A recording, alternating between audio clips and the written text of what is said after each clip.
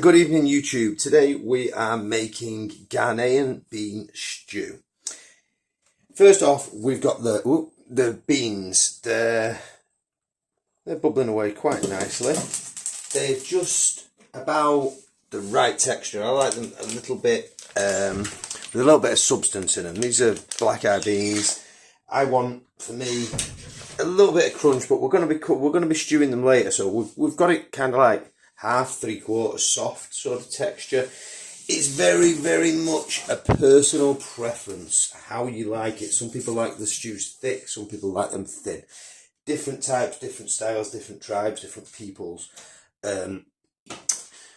So that's the beans ticking over. We'll get them washed and ready to go. Let's put the heat up a little bit. We've got, for your Africa's finest Zumi palm oil. Into this we're going to add the onion. Now it's 2 onions in this recipe. It doesn't matter if you want to put 3 or you've only got 1. They were quite large onions, and I'm not cooking a half, so it's a wee bit onioned out. I happen to like onions, so we're having lots of onion. End of story. So what I want to do is go ahead and we're going to fry them up for about 5 minutes in the palm oil. We are cooking on electric today, so don't expect any kind of fantastic anything happening too fast. Off the seams, we're going to be draining the peas, and we're getting ready the beans. We're getting ready for the anchovies coming in next. I just want to talk to you a little bit about Mako. We're not getting into too much of the making up of the Mako for this dish. We're trying to do a bit of as always, I'm trying to bring you something a bit fast and furious. So what I've done with the ginger is I've grated a wee bit of it, but I personally like the taste of ginger, so I want a few sliced chunks. So I've just done them 1/8 of an inch thick, a few of them. We've got garlic, which I happen to like very much as well, so I've just chopped the garlic up. We've got a couple of these nice red chilies. So I've just gone ahead and put a couple of them in. I'm not familiar with the brand or anything, so I don't want it too spicy. I want it to have some kick, so I've just added 2. Chili, there's no national strength for it, so again, it's personal preference and taste. Some people like it spicy, some people like it hot, you know, whatever. It is, again, totally freestyle. So we're not making up essentially a Mako. We're just going to add the ingredients as they are.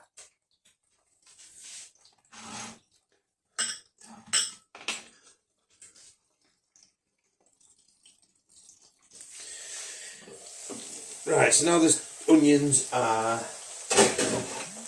beginning to soften. Probably let them a wee bit longer than that under normal circumstances, but I'd give that now about 10 minutes. So I'm just going to go ahead and add the anchovies, 1 bit of garlic.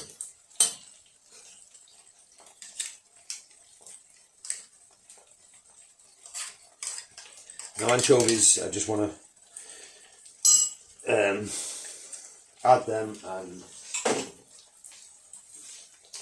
let them, just to get the flavour out of them really. So they'll probably disintegrate and disappear into the great mix of fried onions. So yeah, I'd say that's at about 10 minutes, and I'll probably give it an additional 5 minutes or so before I add the Mako or the spices. Right, that's 4 minutes and 30 seconds on now, and the party has started. You really can smell the difference now we've got those anchovies in there. So we're just going to go ahead, add the well, they're just red chilies, but let's call them sterling peppers, just to give them that authentic name, but really it's just a bit of chili. Then we've got the garlic, and remember the bit grated and the sliced, and I've gone for about 4 cloves of garlic there. It's entirely up to yourself how you like it. So let's just go ahead and give that another couple of 5 minutes. Probably won't give that much longer, to be honest, but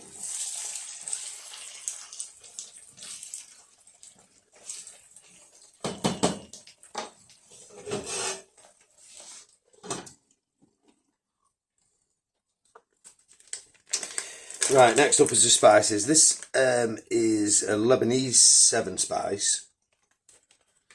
I'm going to go for, the reason I'm on Lebanese is purely because it was a reduced item. No other reason whatsoever.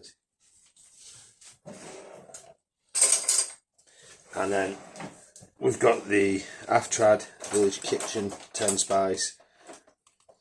This stuff really is great. So I'm going for about just a level slightly heat to the 7 spice, but I'm going to go for one and that much of the 10 spice blend, just because it's my personal favourite. And we'll just add those in.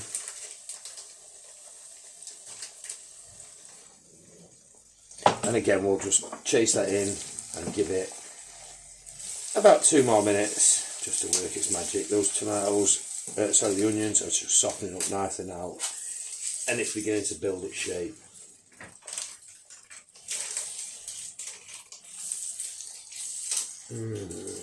Just feels like I'm back in Accra.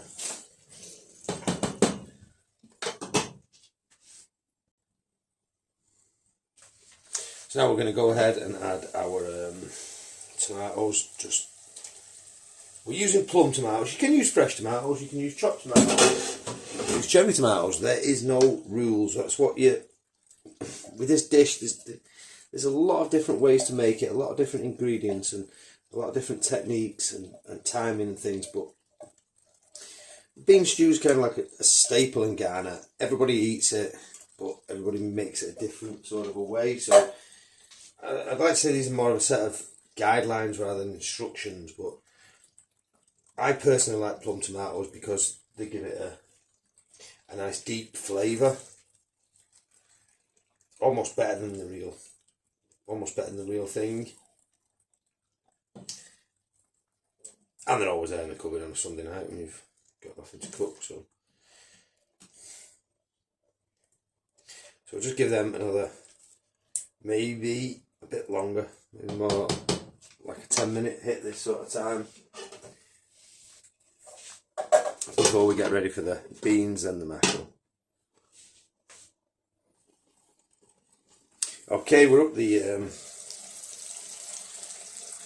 bit longer mark, whatever that was, maybe the 10 minutes. So we're going to go ahead and add these beans. I sort of drained these, and I've left them a little bit crunchy. What I might just do, I've left them a bit, yeah, like I said, it's personal preference how you like them, but you can always go ahead and sort of like mash a few of these into the mix, what people like to do, to give the mix some structure and some taste to it. A little bit, need a better implement than that.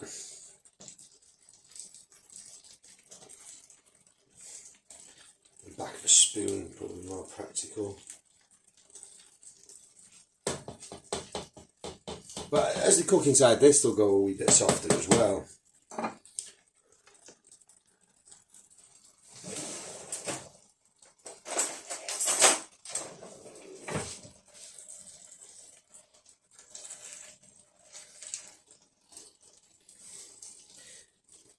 No, they're still pretty hard, so I'd say I need to simmer that for another additional 10 minutes, but I want it more crunchy.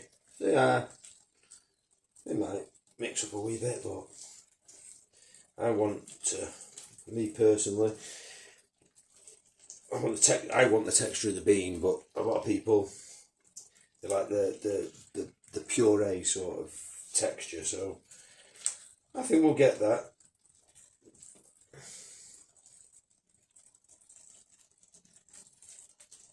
everything's coming together nicely. So we'll give that another 5 to 10, yeah?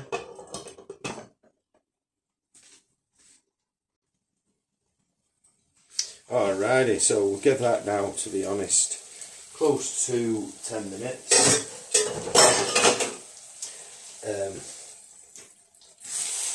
What you want to do around like this sort of stage, depending on how your tastes are, what textures you like, if that's happy enough for you, go ahead and eat it. If you want it a wee bit more sauce and a wee bit less and less beans, just go ahead and flatten a wee bit into it. But as I said, that's about right for me. So I'm going to go ahead and add the mackerel. You can go to the fishmongers, buy a mackerel, gut it. You can go to the lake with your fishing rod, catch a fish. You can add tuna if you like. I suppose you could add sardines. It's basically the fish. It's pretty freestyle, is what you like, you know. The texture of tuna to mackerels is very similar. The flavour of saltwater fish is, I won't say similar, but it's, some people say what's at hand, regional variations. To me, I say what's in the cupboard, but you know, if mackerels were, you were catching them every day, then you put mackerel in it every day. Some recipes add a bit of salt.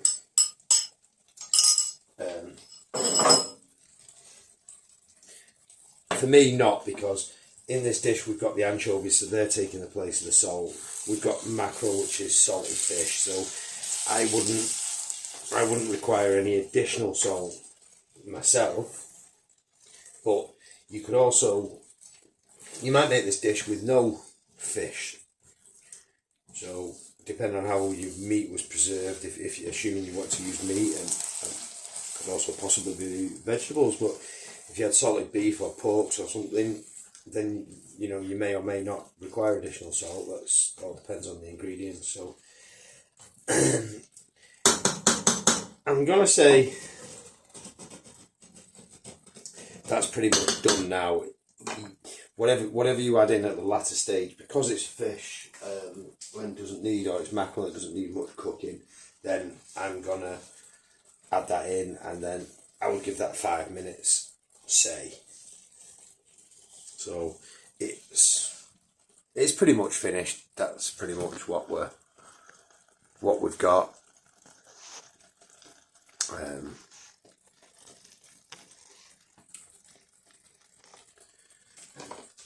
So you can serve that up with whatever you like. It goes very well with rice, yams,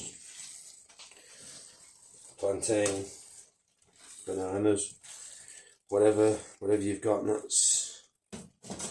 that's pretty much it, basically. So I hope that puts you in the right direction for the dish that's basically not got any ingredients or any recipe.